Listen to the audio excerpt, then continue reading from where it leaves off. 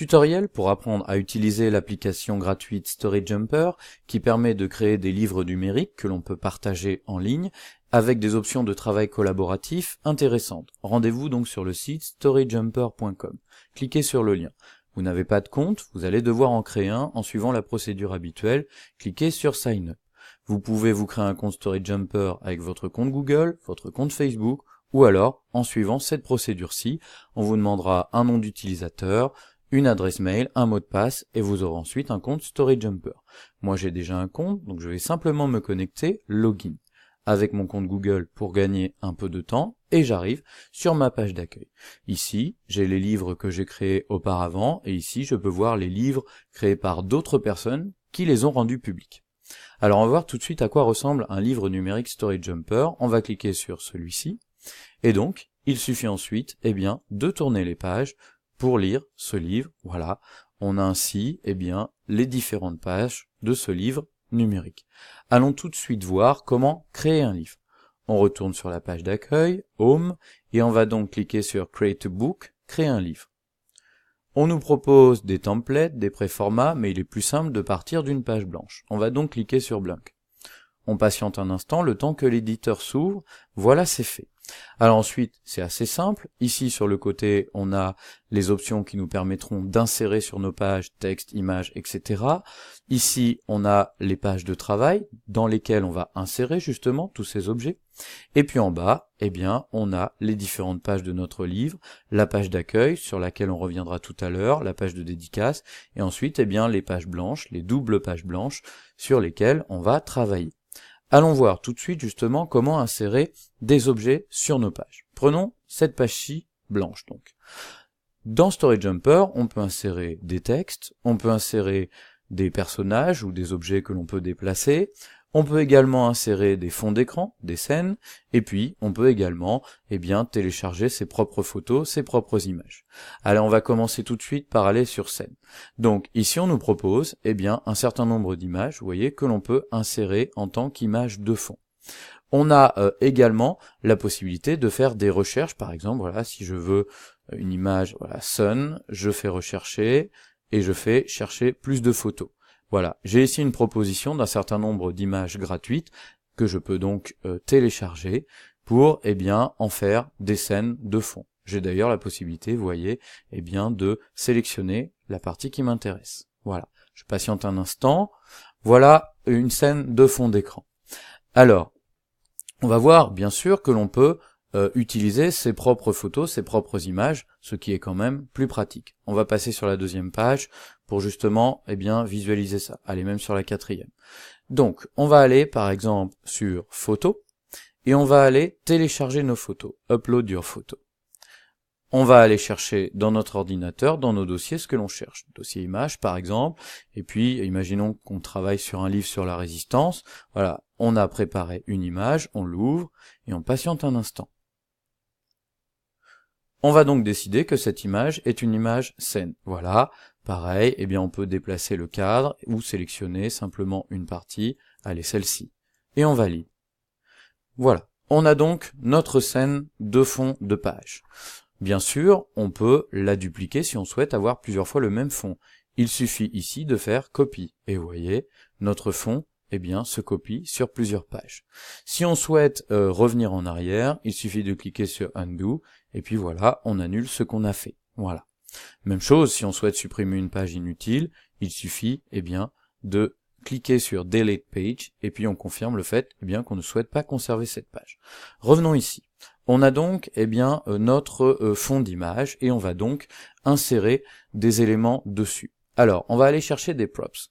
Alors, ce sont des objets que l'on peut insérer. On nous en propose un certain nombre, ici, voilà, il suffit de cliquer, et ensuite, on peut déplacer ces objets à l'écran.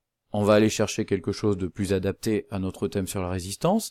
Pareil, on va aller télécharger dans nos photos, une photo plus adaptée. Upload, on retourne dans notre ordinateur, on prend une photo, par exemple, du général de Gaulle, et cette fois, on ne veut pas que ce soit une scène, c'est-à-dire un fond d'écran, mais on veut que ce soit un objet que l'on pourra déplacer. On clique donc sur Prop.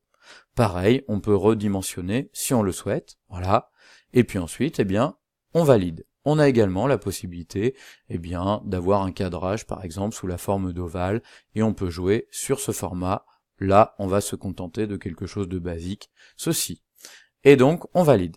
On patiente un instant, voilà, notre personnage est ici, et on peut ensuite, évidemment, agrandir, déplacer, eh bien, cet élément. On peut le supprimer en cliquant sur Delete, on peut l'inverser, et puis si on souhaite l'avoir en double, eh bien on peut cliquer sur Copy, voilà, on a donc 2 exemplaires. Je vais en supprimer un puisque c'est inutile et remettre celui-là à sa place.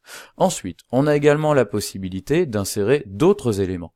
Alors, je vais retourner dans mes photos, et puis je vais aller chercher une autre photo, voilà, on va aller un petit peu plus vite. Celle-ci, par exemple, voilà, l'appel du 18 juin. Pareil, on clique sur Prop pour que ce soit un objet que l'on peut déplacer. On valide, on patiente un instant, voilà, et ensuite, eh ben, c'est toujours pareil, on peut augmenter la taille de, eh bien, cet objet. Remarquez que il y a la possibilité de mettre les objets sur différents niveaux, c'est le système des calques. Là, par exemple, si je veux replacer mon général de Gaulle devant ce texte de l'appel du 18 juin, il me suffit de sélectionner, et de décider, eh bien, de le placer devant. Vous voyez, vous avez la possibilité, finalement, d'organiser vos éléments sous la forme de calque. Voilà, c'est fait. Alors ensuite, quoi d'autre? Eh bien, on a également la possibilité d'insérer du texte. Alors, on va cliquer sur texte. Alors, on nous propose quelques exemples de bulles. Hein. Big text, ici, bah, c'est la possibilité de taper un simple texte et de le redimensionner avec toutes les options texte ici. Voilà, et puis on a des bulles, tiens par exemple on va prendre cette bulle-ci, on va donc la redimensionner pour la mettre correctement à l'écran, on peut la déplacer à l'aide de la petite main qui est ici, et puis ensuite voilà, on réajuste et on écrit à l'intérieur. Attention, il est souvent préférable de sélectionner par avance la police de caractère, la taille et la couleur, puisqu'ensuite c'est parfois difficile de modifier un texte qui a été fait. Donc là, on va prendre les devants, voilà, on va choisir de préparer tout ça en amont, et on va taper un texte, par exemple, voilà, allons-y, la flamme de la résistance ne doit pas s'éteindre, etc. Et donc, on peut, eh bien, comme ça, assigner des paroles à notre personnage, et là encore, on peut bien sûr déplacer ceci. On a également la possibilité de jouer, eh bien, sur l'orientation de la zone de texte, même chose pour une image d'ailleurs. Voilà, on a donc ici les possibilités principales, insérer du texte, insérer des objets mouvants, soit eh bien issus de la base de données, soit qu'on a téléchargé, la possibilité d'insérer des fonds d'écran, également la possibilité d'aller chercher nos propres photos. Tiens, par exemple, on va mettre une photo ici, hop, allons-y, je retourne en chercher une autre, prenons celle-ci par exemple. Alors remarquez d'ailleurs, je refais la petite opération, que on vous indique que vous êtes limité à 100 mégaoctets. Donc par exemple, si vous téléchargez une image, voilà, et que finalement, eh bien, vous décidez qu'elle est inutile, eh bien, vous pouvez économiser de la place, tout simplement, eh bien, en cliquant sur la petite poubelle, vous sélectionnez l'image qui ne vous intéresse plus, celle-ci par exemple, delete, et ainsi, vous gagnez un petit peu de place sur votre compte. Voilà.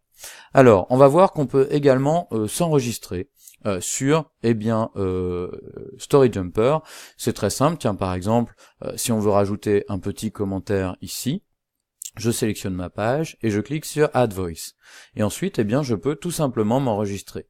Je clique sur Record, je patiente un instant et c'est parti. Voilà, par exemple, eh bien, les résistants organisent des sabotages pour gêner l'occupant nazi. Stop. Voilà. Je peux bien sûr me réécouter. Voilà. Et puis, si je le souhaite, eh bien, j'ai également la possibilité d'ajouter de la musique. On me propose quelques fonds musicaux. Voilà, par exemple ici, il me suffit d'en sélectionner un. Alors ici, c'est pas très pertinent, mais voilà, par exemple, je sélectionne ceci. Voilà. Et également, j'ai la possibilité d'ajouter des effets sonores. Alors, la musique, lorsque vous l'ajoutez, elle s'installe sur tout votre commentaire audio. En revanche, l'effet sonore, vous pouvez le placer au moment opportun. Par exemple, vous vous déplacez, voilà, et puis vous décidez d'insérer ici un effet sonore. Vous cliquez sur le petit plus, et puis par exemple, eh bien, vous mettez, je ne sais pas moi, voilà, ce genre d'effet.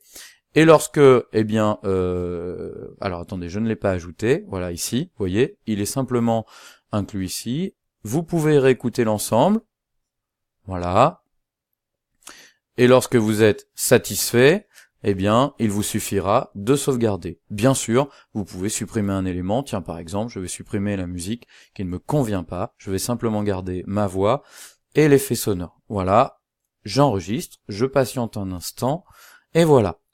Remarquez qu'à tout moment, vous pouvez, eh bien, retourner ici sur Edit Voice pour modifier ce que vous avez fait. Tiens, par exemple, si je décide de mettre à nouveau, eh bien, une musique de fond, j'enregistre, voilà, c'est fait. Donc voici un petit peu un ensemble de possibilités, vous voyez, que l'on peut ajouter à Story Jumper. Alors ensuite, évidemment, on va créer toutes les pages que l'on souhaite. Voilà.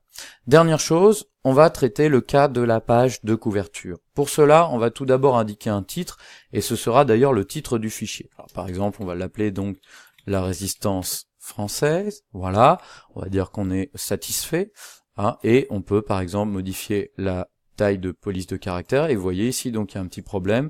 Donc il est souvent plus simple en fait de modifier tout ça dès le début, de choisir pareil dès le début par exemple la couleur, voilà, on va rester en noir, et ensuite de taper son texte, sinon c'est un petit peu compliqué de le modifier par la suite. La résistance française, voilà, et ensuite cette couverture on peut la modifier, hein. Par exemple je vais mettre un fond rouge, et ensuite on me propose par exemple des nuances de cuir, ce genre de choses. Je peux indiquer ici l'auteur, voilà, par exemple, hop là, ici, et puis même chose, sur ma page de couverture, je peux rajouter une scène si je veux un fond particulier, ou props, des objets. Tiens, par exemple, je vais aller télécharger encore une de mes photos, allons-y, celle-ci par exemple, je patiente un instant, je fais attention qu'il me reste bien de la place, je choisis prop, je vais par exemple, redimensionner mon image, je vais la mettre, de cette manière-là, je valide, et voilà, mon image est ici,